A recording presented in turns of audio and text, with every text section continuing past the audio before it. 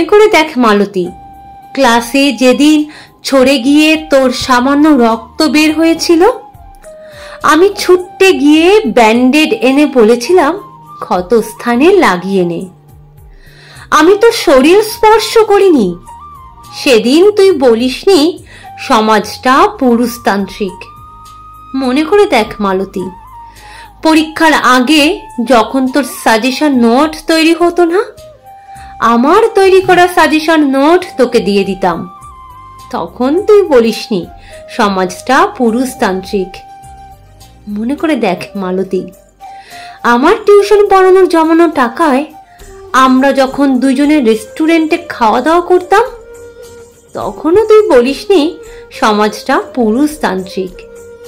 মনে করে দেখ মালতী, ভিড় ট্রেনে বাসে যেদিনগুলোতে মাত্র একটা সিট পেতাম, শুধুমাত্র তোকে বসিয়ে নিজের ঠাই দাঁড়িয়ে ভিড়ের ঠেলাঠেলি সহ্য করতাম, সেই দিনগুলোতে তুই বলিসনি সমাজটা পুরুষতান্ত্রিক।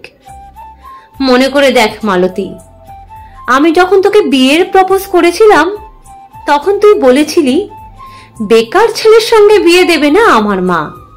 মা বলেছে পাড়ার ঢেপুদা সরকারি চাকুরি পেয়েছে, তোর সরকারি চাকুরি পেতে দেরি হলে ঢেপুদার সঙ্গেই বিয়ে দেবে।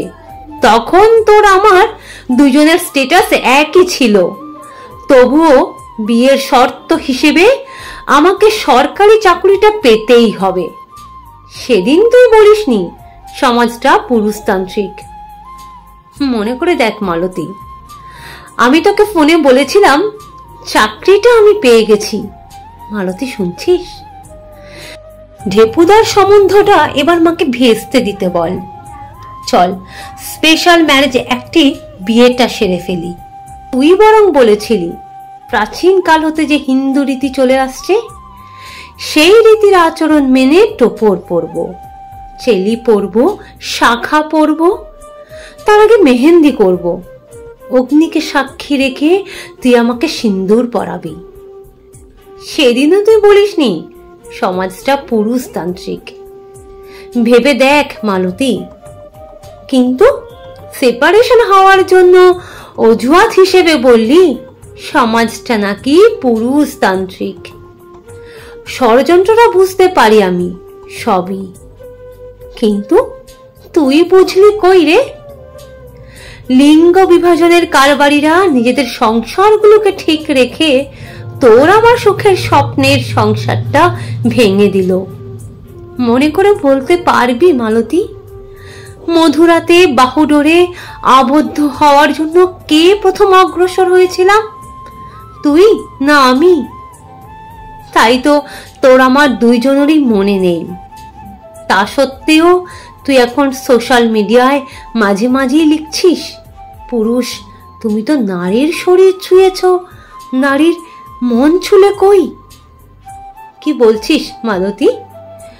এই কথাগুলো দিয়ে ভালো আধুনিক কাব্য হবে, কিন্তু পুরুষদের পক্ষে কাব্য জনগণ নেয় না। জনগণ চায় নারী স্বাধীনতার পক্ষে কাব্য। তোর কি মনে হয় আমি কাব্য করছি? এটা আমার আর্তনাদ। আর বলতো, সংসারের মধ্যে থেকে পুরুষ স্বাধীন নাকি নারী স্বাধীন, এমন বিশ্লেষণ করা যায় কি?